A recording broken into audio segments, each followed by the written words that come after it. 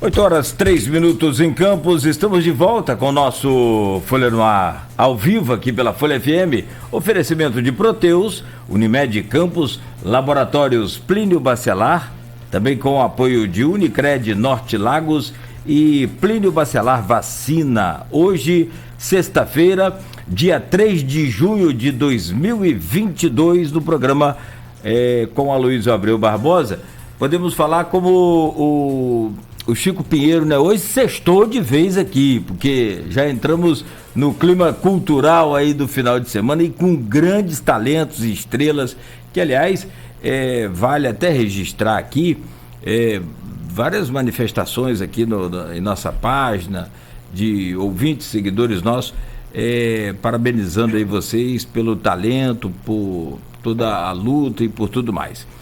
E claro, evidente, né, o lançamento da peça, mas agora a gente tem o prazer de conversar com o Ronaldo Júnior, é poeta também, membro da Academia Campista de Letras, e ele veio para falar sobre o lançamento do seu livro de poesia Muros Impalpáveis, no próximo sábado. Vai ser na ACL, não vai? Na Academia. Próximo amanhã. E passa rápido, né? Amanhã, 4 da tarde.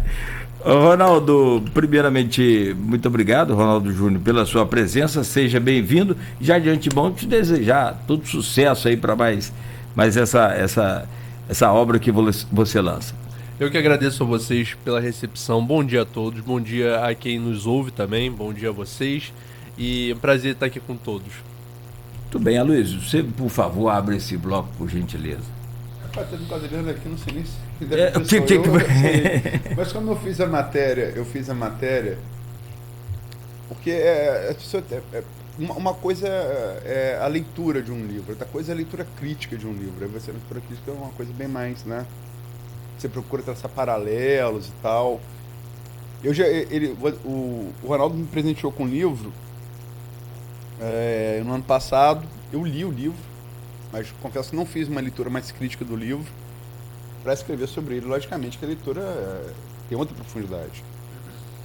E depois de fazer, fui trocando umas ideias com ele, porque isso daqui é uma influência aqui, é acolá, e minha compreensão sobre a obra se ampliou muito. Eu queria primeiro que você dissesse, lógico que eu já sei, que a gente já conversou, sim, mas é a ideia central do livro que eu batizo. O que são esses muros impalpáveis? Como é que é o Rio Paraíba, que foi caminho para os nossos ancestrais de Goitacá, transformado agora em muro? Perfeito. A ideia em si do título, você repara que o livro não é todo que acaba tratando sobre isso, né? São poemas pontuais que tratam sobre a temática do título, mas eu acho que o que me chamou mais atenção para poder falar diretamente de Campos foi falar desses muros impalpáveis de fato, né? Que é uma ideia como eu posso dizer, as barreiras sociais. E aí o Rio está justamente numa metáfora para isso, né? Tá como se fosse uma representação de uma barreira que nos divide, não apenas geograficamente, mas também socialmente, né? Das tantas pessoas que, vamos dizer, um lado da cidade acaba sendo movimentado pelo outro com força de trabalho e com uma série de questões, e que ao mesmo tempo a gente ouve uma distância, sabe? O lado de lá, é muito longe, eu não vou, eu não frequento. Você não tem uma vivência, a pessoa que mora em Campos não tem uma vivência específica. Eu me recordo disso, isso é marcante pra mim, porque eu não sou de Campos. Então, quando eu vim pra cá, a família da minha mãe, por exemplo, que morava aqui, tinha gente que falava assim, poxa, vocês vão morar em Guarulhos? Mas Guarulhos tem todo um estereótipo, né, toda uma construção simbólica nesse sentido, e que você observa a vida de fato, né, a presença de cultura, de expressões culturais, de expressões intelectuais em ambos os lados. Não tem um porquê disso, mas as pessoas naturalmente, obviamente, por questões que estavam inclusive sendo debatidas aqui antes, sociais, acabam fazendo essa distinção, e isso é histórico, isso é arraigado nosso, isso não é uma coisa exclusiva do campista, isso é uma coisa, nem do próprio brasileiro, mas no Brasil essas relações são muito específicas, e daí esses muros né? Porque você olhar o Rio por sua beleza natural, por sua riqueza, vamos dizer assim, em bacia hidrográfica em si, vai muito além. Mas se formos pensar o que ele representa simbolicamente para a pessoa que mora de um lado e para a pessoa que mora do outro. Quais são essas distâncias? O que de fato divide?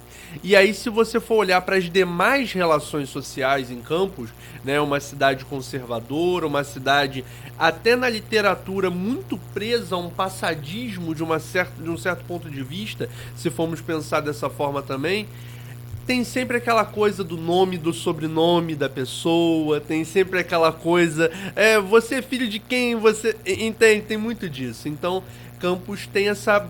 e aí, não é só o Rio, não é só Guarulhos e Centro, é muito além.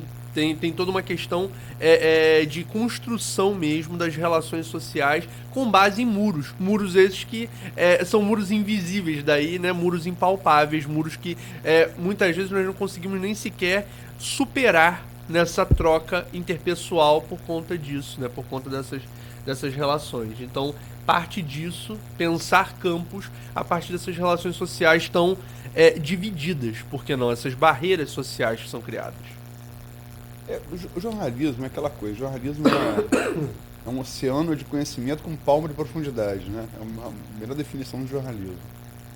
Mas a gente dá a oportunidade de conhecer muita coisa. Eu lembro que eu tive na primeira equipe que, junto com o saudoso Marcelo Lessa, Naim era presidente da Câmara, Sidney Salgado era no governo Arnaldo Viana, era secretário de Meio Ambiente, Adriano, não vou lembrar o nome, que era delegado da Polícia Federal, e João Marcelo. A gente foi para a primeira equipe que teve lá naquela... antes de Brumadinho, né, que vazou lixívia negra e literalmente com uma praga bíblica transformou o Rio Paraíba e o Oceano Atlântico em negros, né? Foi uma imagem bíblica. Foi em Cataguases, Cataguases. Por aí. E eu não sabia, porque, quer dizer, eu aprendi lá que o Rio Pomba, eu só sabia que o Rio Pomba se comunicava, foi para ele, foi para o Rio Pomba, Pomba chegou Paraíba, Paraíba Atlântico. E o nome Cataguases, Cataguases, é Goitacás, Goitacá, é um neologismo, Goiatacá, Cataguases, Goitacá. É uma variação disso, né? Ou seja, de Minas, eles seguiam o rio, aquilo era estrada para eles, era aberto entre um deles. Eles seguiam pelo Pomba, e faziam muito isso na Piracema da Tainha, né? Eles iam pegando a Tainha, quando a Tainha subia para desovar. Quer dizer, em que processo que era estrada para os nossos ancestrais, como o Adriano disse, verdadeiros donos dessa terra, se transformou em muro, em inverso? E aí, justamente, eu acho que parte dessas relações, né? Parte do estabelecimento de uma elite, né? Naturalmente, que acaba sendo, como eu posso dizer...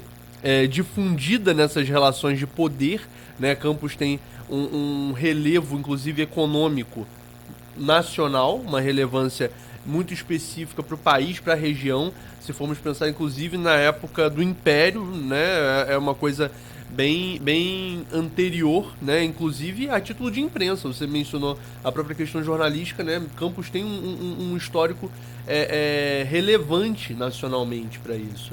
Mas, ao mesmo tempo, nós percebemos esse estabelecimento de uma elite, principalmente por conta da exploração agrícola no início e, posteriormente, uma exploração aí agora mais recente das próprias questões de petróleo, né? Uma série de construções que vão fazendo, e percebe-se que essas relações de exploração do trabalho, essas relações de exploração, de concentração de riquezas, de uma série de coisas, que é uma coisa, eu digo, repito, não é uma coisa exclusiva de Campos, mas ao fazer essa distinção, essa divisão social com o próprio Rio, né, é perceptível que o lado de lá, por ser mais periférico, Guarulhos, né, no caso, por ser uma área mais periférica, uma área que concentra boa parte da população com menor renda, com menor faixa de renda no município, tudo isso acaba fazendo uma construção estereotipada, preconceituosa, discriminatória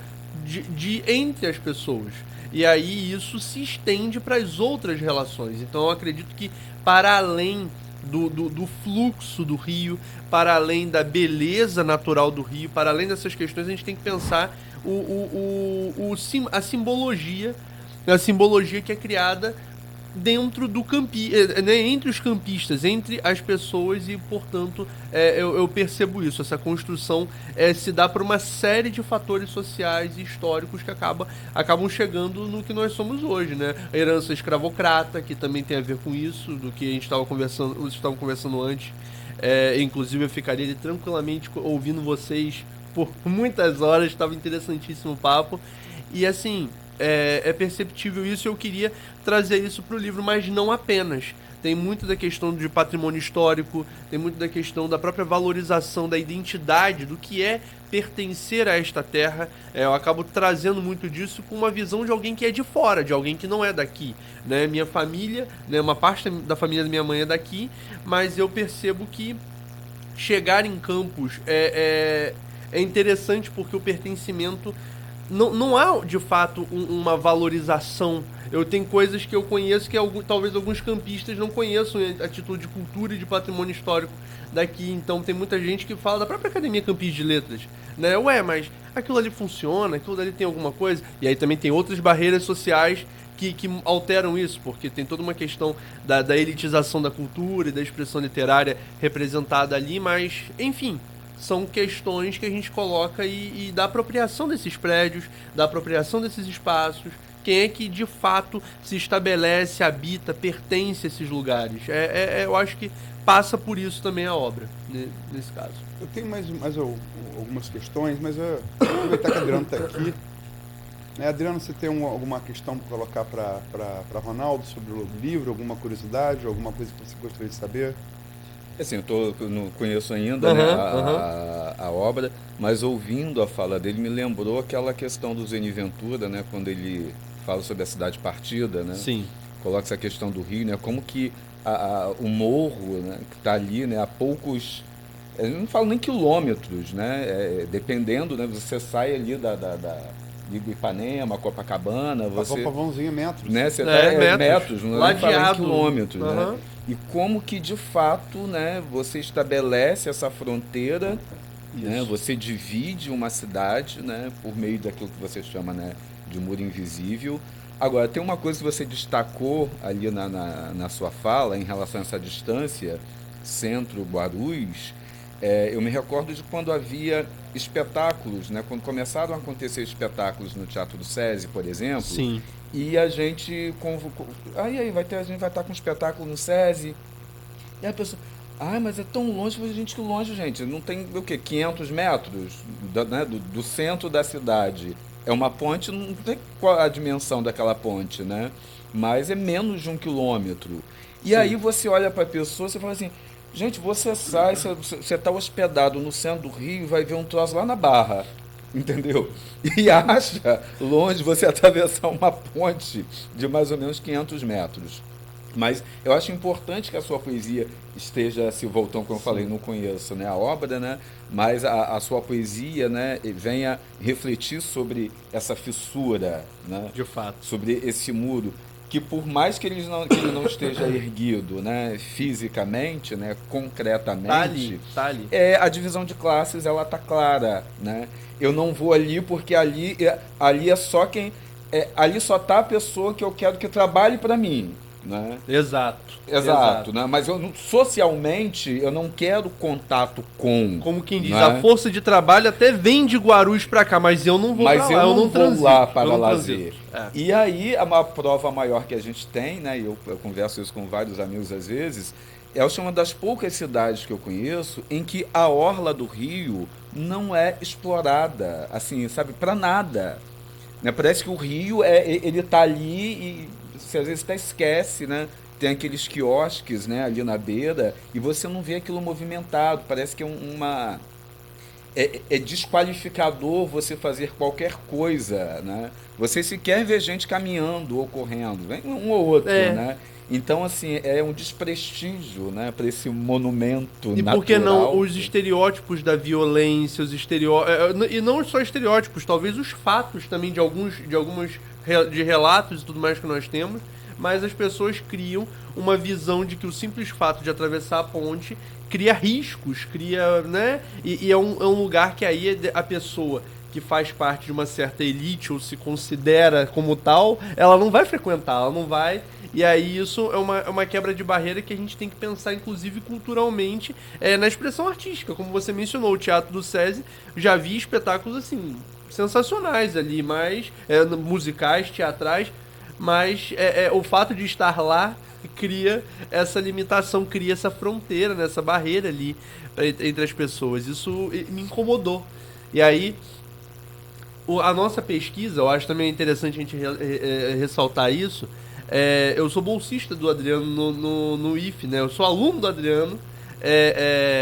E a gente está pesquisando justamente sobre a Lúcia Miners. Os signos da cidade, né? Isso. A gente tem um projeto, né, em que a gente estuda alguns autores campistas, né, sob uma perspectiva, né, que a gente chama de ecocrítica. A Lúcia Miners, né, é uma das autoras, né, estudadas por nós, principalmente os poemas que compõem o livro dela inédito chamado Paraíba de Mim, né? E aí a gente tem o que a gente chama são os signos da cidade, né? O rio é um signo da cidade. O rio é um elemento, né? É um fenômeno natural que ele representa a cidade. Então, Exato.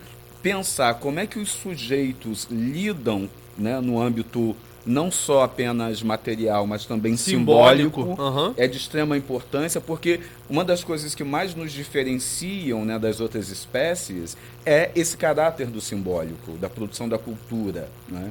De fato. Então, como é que simbolicamente a gente lida, que em termos materiais a gente já sabe como é que nós lidamos com o rio. Exato. Agora, como é que simbolicamente a gente lida, né, com esse fenômeno que atravessa a cidade? Como é que ele atravessa a gente, como é que nós o atravessamos? E como é que ele cria né? essas barreiras no final das contas, Exato, né? Então eu digo que estar nessa pesquisa também contribui. O livro é anterior à pesquisa, sem dúvida, mas posteriormente eu cheguei a escrever, produzir por conta o Paraíba de Mim, né? A obra Paraíba de Mim, que acabou na divisão dos estudos dos trabalhos, eu fiquei com essa parte de analisar a obra da Lúcia com o Adriano.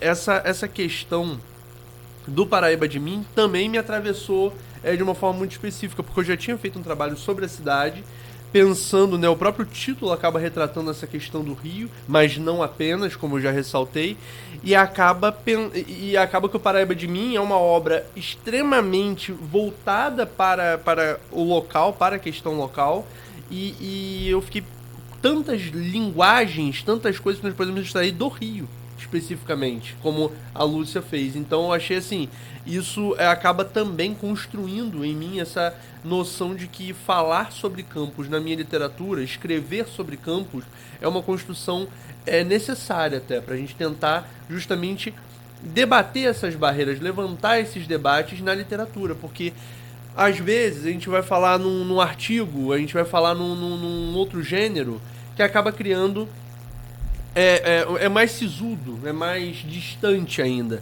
Só que a literatura eu acho que consegue, por meio de mecanismos retóricos até, mecanismos mais facilitadores às vezes, por que não, trazer isso, né, de uma forma mais livre. Daí a poesia acaba sendo uma expressão pela qual eu optei para fazer esse debate. Tem várias questões para colocar. Ouvi você falar, Ronaldo, Adriano também. Isso é comprovado fisicamente, né? Você vai falar da Baronesa, a parte que dá para a estrada terrestre, era os fundos do Solar da Baronesa. A entrada principal do Solar da Baronesa era para o rio. Isso é muito bem definido por Gilberto Freire, nosso grande sociólogo, né? As casas brasileiras, até o século XIX, se abriam os rios. No século XX, viraram-lhe as nádegas. Essa frase de Gilberto Freire é fantástica. E acho que tem muito a ver com o rio enquanto personagem. Acho que o rio está para o livro do Ronaldo como o Cícero está para a sua peça. É o protagonista, né? Sim. Agora, eu quero entrar numa questão um pouco de estilo, se vocês me permitem. Nós três somos poetas, cada um tem seu estilo, desenvolve a partir de determinadas influências, de leituras. E o seu estilo de poesia me pareceu é quase uma prosa. É quase uma prosa. Tem autores que são geniais fazendo isso. Drummond, Cavafis, que eu tipo, vi muito. Até imagens. Isso é engraçado que você não conhece. Interessantíssimo isso. Eu fui procurar depois pra me aprofundar, porque... O Cabral também tinha essa coisa Sim, sim. Como é que você chegou a esse estilo? Tanto por leituras, mas eu acho também que vai muito da forma de raciocinar. Eu não sei, é uma coisa muito mais instintiva, muito mais espontânea nesse sentido, porque a gente vai lendo, vai absorvendo muita coisa dessas leituras, mas eu acho que o meu raciocínio, por ser um tanto prosaico, eu fujo totalmente de determinados elementos poéticos, de rima, de métrica, você percebe isso, inclusive em determinados momentos quando eu percebo que no automático uma palavra vai rimar com a outra, se duvidar eu tiro. Então, porque eu não quero a presença daquele elemento sonoro em determinado momento. E aí eu percebo que ser mais prosaico, tanto no uso de conectivos, quanto nessa própria construção do texto, que talvez se ele fosse em parágrafos, se tornaria uma prosa poética tranquilamente, eu percebo que é muito mais desse fluxo de raciocínio mesmo, desse fluxo de pensar as estrofes e os versos e tentar ali, com essa organização que não está necessariamente alinhada à esquerda, né, certinha ali no canto, eu tento fazer um fluxo para dar um dinamismo ao ritmo da leitura mesmo, né? A intenção é essa. E isso eu acabo... por leitura mesmo, como eu citei pra você nas nossas conversas, né, pra matéria. Baudelaire, Vinícius, mas eu acho que a questão do estilo também tá muito, talvez não tanto pela questão prosaica, mas tá muito de organização de fluxo no Ferreira Goulart. O Ferreira Goulart, desde a luta corporal, eu percebo muito disso. Eu falei pra você que a principal influência, talvez, pra essa obra que fala da cidade, seja o poema sujo, como eu falei. Sim. Mas é interessante de pensar que essa própria organização é uma quebra de paradigma. Eu imagino que quando eu comecei a escrever com 15 anos, no ensino médio, né, por incentivo ali de professor mesmo, né, a Rosângela Caldas, minha professora no IFE, ela falava tanto do Vinícius de Moraes que me fez procurar Vinícius de Moraes, e a partir dele eu comecei a escrever por incentivo ali das aulas. Então, consequentemente, eu acabo pegando um pouco disso, e eu sempre gostei também, tem um outro fator, de ler prosas poéticas. Então eu gosto do poema em prosa enquanto gênero. Eu gosto disso. Inclusive, no meu blog Extravio, no portal da Folha, eu costumo escrever prosas poéticas também, porque ali eu não escrevo em verso, né? Então eu acabo trazendo o dinamismo do poema, só que na prosa. Então eu acho que talvez está um pouco em mim isso. Então eu sempre gostei de ler Cruz de Souza, o próprio Baudelaire, que tem muitos poemas em prosa sensacionais. Então, assim, são coisas que estão na minha própria formação enquanto leitor. Vinícius também. E aí eu vou citando vários aqui que podem exemplificar isso. É que Vinícius talvez... O Cabral que aplicava com o Vinícius, né? Os dois diplomatas muito amigos, mas totalmente diferentes. Porque a gente, assim, na prosa não há dúvida. Se você perguntasse a Guimarães Rosa, a Graciliano e o Cruz da Cunha, os três te diriam o maior Machado. Os Sim. três que poderiam competir com o Machado te diriam tranquilamente. A poesia a gente tem dúvida. Essa questão da poesia contemporânea, na literatura contemporânea, essas fronteiras já foram muito diluídas, né? Porque a gente tinha até o século XIX, né, tudo muito bem delimitado, né? O que era prosa, né? O que era... Na realidade, não é o que era prosa, né? O que era verso e prosa, o que era, por exemplo, poesia e romance, o que era o texto teatral, o romance, o que era o poema. O modernismo aboliu um pouco essas fronteiras. Então, a gente encontra, por exemplo, romances que se valem não só da linguagem poética, né, no sentido, né, estilístico, linguístico, semântico, né, mas a própria estrutura, né, da própria poesia, até a própria Sim. poesia metrificada, você vai ter romances que se valem muitas vezes dessa linguagem. Exato. Ou poemas que vão se valer muito da linguagem, né, da prosa, do romance, do conto, da crônica. Então, até difícil, às vezes, lendo determinadas obras, você classificá-las exatamente, isso é o quê? Isso é poesia? Né? Isso é O simples prosa. fato de estar em verso Isso, não não é poesia. que às vezes cria esse mito, né? Basta estar em verso que vai ser poesia. Não vai, você pode colocar uma bula de remédio em verso. A gente- Entendeu? sim. E não vai ser poesia. A Né? gente não tem noção. É engraçado se você ler os primeiros críticos. A verdade é o seguinte: poesia, rima, métrica, né? E ritmo permaneceu. Isso vem desde Homero, desde Hesíodo. Sim. Né? Com uma função até mais musical, talvez. É um fundo musical para contar a história. Exato. Até porque as pessoas eram. Gente, não existia língua escrita. E as pessoas. Até pra decorar fica mais analfabetas, fácil. Né? Até pra Quantas você... letras de música você decora? Quantas poesias você decora? Muito mais letras de música. Exato. Quer dizer, a música se separa, ela ganha vida própria. Mas quando você vê o Auto que quer que é o criador do verso livre, eu acho que ali está a gênese de todo o modernismo. Né? O Whitman é o pai Concordo. de tudo. Né? Cara, quando você olha os críticos dos Estados Unidos do século XIX, que jossa é essa? O que é isso? Porque isso não tem rima e não tem métrica. Mas também isso claramente não é prosa. O primeiro cara que fala, não, isso é a nova poesia e tal, é aquele romântico, que ele vem do romantismo e tal, Ai meu Deus, fugiu o nome dele agora. Filósofo transcendentalista deles,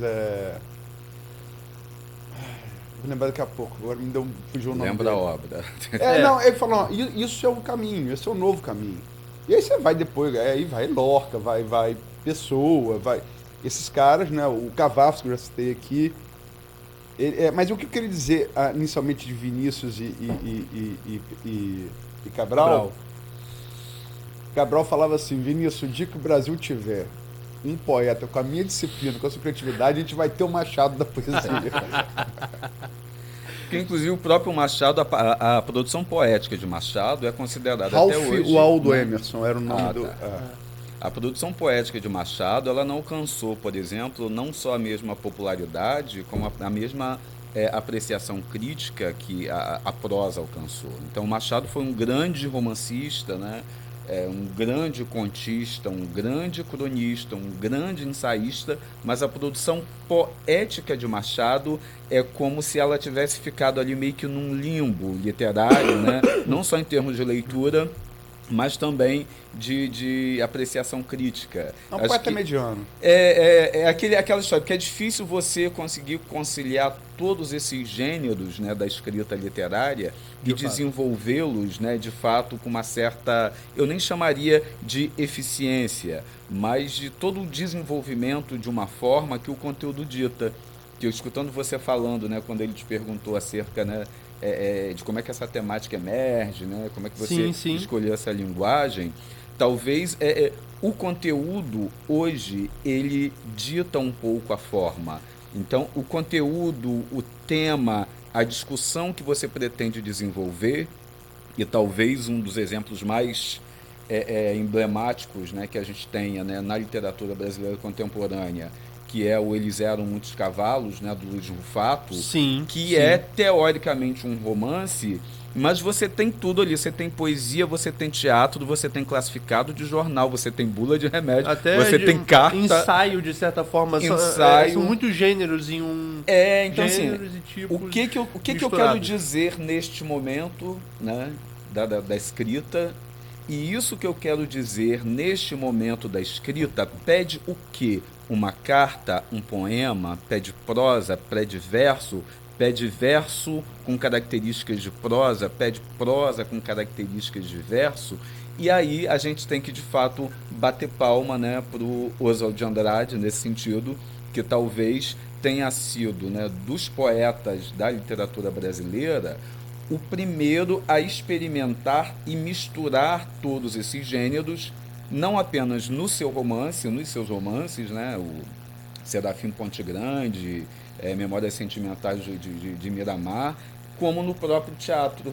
Né? Sim. Então ele já faz, né, essa essa panaceia, né? Ele já faz essa antropofagia, essa polifonia, não apenas de vozes, mas também de fato, gêneros. dos gêneros. Né? Uhum. E trouxe para a gente, né, hoje essa liberdade, né, de poder permitir que, de fato, né, o tema, o conteúdo, né, dite, né, a forma, né, a liberdade formal que você vai escolher. E eu chego, só pra gente fechar esse tema, já há algum tempo, quando eu comecei a me dar conta desse estilo mais prosaico, eu publiquei na época um texto que era uma história contada em verso, só que nesse estilo, sem rima, sem esses elementos métricos, né, do poema. E aí, conforme eu publiquei esse texto na internet, é um texto chamado Bistrô, que está no meu primeiro livro. Foi um texto até premiado no Ceará e tudo mais. E eu, conforme publiquei ele numa plataforma virtual, eu fui questionado, mas peraí, isso não é um poema, isso é um conto. Porque ele tinha... era nitidamente uma narrativa, não era um texto que debatia sobre algo ou que tinha uma voz poética apenas para apresentar determinado tema. Era de fato uma história sendo contada. E a partir daquilo ali, eu passei a questionar, e vários professores eu já perguntei sobre isso, até professores de fora que vieram dar aula no SESC e que eu encontrei, eu paro para questionar o seguinte: conto é obrigatoriamente em prosa? A grande maioria me responde que sim, tem que ser em prosa, mas eu questiono isso, porque eu acredito que... E aí entra exatamente nisso que a gente está falando, que é a ideia de a prosa formal, que é aquela prosa que você pode ver a sua estrutura em parágrafos, é uma prosa por forma, é formal, e tem a prosa material, que a prosa é matéria de prosa, mas não está em prosa formal. Eu penso muito nisso quando eu escrevo, porque de certa maneira é um questionamento que acaba vindo. Se eu tenho uma narrativa, todos os elementos do conto estão ali, mas ele não está em parágrafos, isso não é conto. E aí tem muito também da liberdade do autor de definir aquilo que ele... qual é o gênero que ele está escrevendo, né? Tem muito disso também. O autor vai dizer que aquilo é uma crônica, então é uma crônica, né? Mas tem características de um conto. E aí acaba tendo um pouco disso, né? Como é que ele vai publicar aquilo chamando de quê?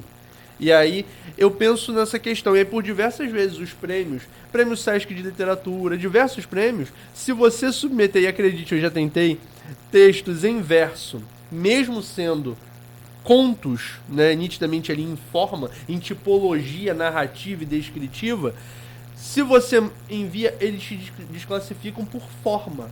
Ou seja, eles sequer leem, eles sequer analisam a questão das características do gênero pelo fato de a forma não ser aquela. Então, se você fizer um conto em forma de um desenho, você tem que ser em parágrafo, tem que ser encaixadinho, é uma forminha certa. Então eu questiono muito isso, porque é uma coisa que foi quebrada, está sendo quebrada constantemente, cada vez mais, por conta dessa questão, da própria questão de você mesclar os tipos, que isso é próprio dos gêneros, você acaba tendo uma mescla dos tipos textuais, mas o próprio diálogo entre gêneros textuais. Isso enfim, isso dá para outro assunto, mas essa discussão é antiga. Isso quem diz que o Alexei Bueno, por exemplo, é um poeta consagrado, um grande literato, e considera concretismo não poesia, arte visual. É uma discussão. Sim. Dá pano para manga. Mas eu tô tentando aqui pegar um fio aí dessa conversa para entender da onde vem esse talento do Ronaldo. Já foi premiado no IFE, melhor poeta Intercamp, né, do IFE. Uhum. Tem a sua obra anterior, agora lança mais essa. E você me estuda que o Aloysio ser poeta, bom, beleza, o cara tá aí do jornalismo, né, há muito tempo. O professor que é doutor em estudos literários, tranquilo, ser poeta, tá no ramo. Agora você me estuda direito e mecânica. Você conseguiu essa... Não, eu quero saber da onde que sabe, quando que você é poeta da sua vida. E depois, ele faz uma das piores coisas que eu acho no mundo, Ou das piores, mesário da Justiça Eleitoral. De onde você arrumou isso? Aí você é poeta onde? E cara? voluntário, foi eu que escolhi. Eu Não, pedi você tem pra que ser. Eu pedi, Ah, não, você eu pediu? pedi pra ser. Eu tenho uma tática. O dia que eu for, graças a Deus, não vou ser mais, mas o dia que eu for convocado, que é convocado, e se você não for, vai preso. Né? Sim, é claro. Condução coercitiva. Condução coercitiva. E para não dizer assim, vai preso, né? Educadamente, o que a Luiz colocou, tecnicamente tá certo. Mas tá preso. E aí, eu tenho uma O tática. cara O dia escolhe isso, né? Doideira. como é que é? O dia que me intimarem, eu vou lá e filio num partido. Quem que é filiado no partido não pode ir. Não pode ser mesário. Não. Mas de onde sai, então? Você tem esse gênero da família ou essa coisa é natural? Não, eu admito que meus pais, eles não se colocam, né? Eles não têm o hábito de leitura de fato. Eles sempre me estimularam demais, enormemente, não apenas na questão da educação, como também no hábito de ler. Mas desde que eu era criança, isso aí são relatos deles, tem coisa que foge até a minha memória, mas eu sempre fui disso de frequentar livraria, de adorar banca de jornal. Então, assim, hábitos de leitura, buscar isso eu sempre tive. Mas o fato específico de por exemplo, técnico em mecânica que você mencionou, acaba fugindo um pouco essa regra de fato, né? Foi uma questão de formação, foi uma escolha de formação. Enquanto eu fazia ensino médio no IFE, eu acabei escolhendo técnico em mecânica, por ser uma área ali que eu percebi talvez ser mais abrangente, né? Então eu aproveitei o ensino médio, a oportunidade que o ensino médio do IFE traz. Na época não era integrado, então eu fiz, foi concomitante, mas não foi integrado, não era no modelo atual. Eu me formei em 2014 em mecânica. Então, assim, imagina que depois disso, que aí, dali por diante, eu já fui pro que eu de fato queria, que eu fui pro direito. Inclusive, conheci Adriano no direito, porque ele foi meu professor na Cândido Mendes primeiro. Tava preso? Não. Ainda não. Não, dessa vez não. Mas já tô doidinho pra perder meu réu primário. Então, eu tive aula inicialmente com o Adriano. Só que quando saí da faculdade de Direito, eu optei por sequer fazer a prova para OAB. Eu sequer fiz prova para me tornar advogado, não quis seguir na carreira mesmo. Então, minha escolha foi, eu saí do curso de Direito, um semestre depois eu fiz vestibular para Letras e fui pro IFE. Aí agora eu tô cursando Letras, agora eu tô entrando no caminho correto, do fluxo correto das coisas. Mas eu fui, e aí, fora isso, a parte de ser mesário, eu também fui muito questionado na época. Como é que pode você se inscrever? Eu entrei no site da Justiça Eleitoral, e detalhe, não foi pelo motivo que a maioria das pessoas acaba sendo. Não era nem trabalho. por folga. Porque o universitário quer horas complementares, quer horas acadêmicas, coisas assim. Eu não fui por isso também. Eu fui única e exclusivamente por como é que deve ser essa experiência. E fui, só que eu posso ser sincero, e aí só fazendo uma parte nesse comentário, depois da eleição de 2018 eu pedi desligamento e eles aceitaram o meu desligamento, porque a polarização é uma coisa que não só no jornalismo, não só nas ruas, não só nos debates nas redes sociais a gente percebe, mas no dia da eleição é assim uma coisa aterradora, uma coisa absurda. Você estar ali e presenciando aquelas manifestações individuais no ato de votar é uma coisa que 2018 foi traumático.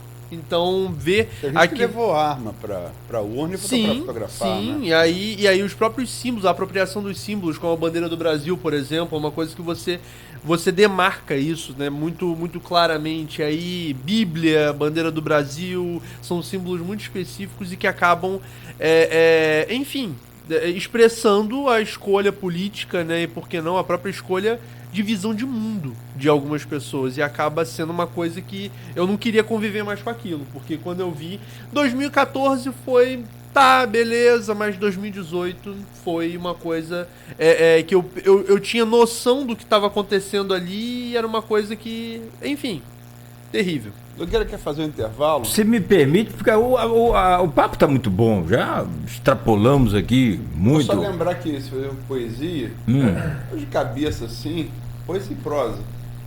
Euclides da Cunha é engenheiro civil E Fernando Pessoa viveu de tradução de cartas comerciais. Então, Lima Barreto quase se formou em mecânica. Gente, eu fiz instrumentação industrial, né? Minha formação. Aí, técnica. ó, não sou só eu, não. Não, mas então, mas aí é que Mas eu tá. desisti quando eu explodi, eu e um amigo, Sim, Eugênio mas- Soares, né? Nós fomos designados para controlar a pressão, né, na planta piloto. Você, Eugênio? Né? Eu e Eugênio Soares. Deus E a me gente defenda. tá ali. O responsável só falou assim: olha só, quando eu disser pra vocês abrirem a válvula de pressão, eu tô todo bobo, tô responsável pela válvula de pressão.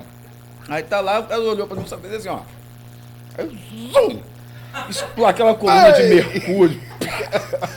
A alunada que tava no laboratório, sai todo mundo correndo. o Brasil de hoje estaria preso como um terrorista. Aí ele olhou pra mim e falou assim: é o que você fez, seu louco? O senhor não mandou abrir a válvula de pressão, mas é pra abrir devagar. A gente foi com tudo. Você imagina isso numa plataforma, seu maluco? Aí eu desisti, ali eu vi que realmente não... Não, mas eu só tô fazendo aqui, O não meu quero fazer na caminho plataforma, tinha que não. Eu tô bem só aqui. Agradeço que eu não fui no Brasil de hoje, não. O senhor já teria perdido a condição de réu primário. Então vamos lá. Dê licença novamente aí, rapidamente. Vamos fazer esse intervalo bem curtinho para a gente voltar aí no próximo bloco. Aí a gente segue falando de literatura e cultura de Campos e do país, né? Também nesses dias de hoje, contemporâneos e tudo mais.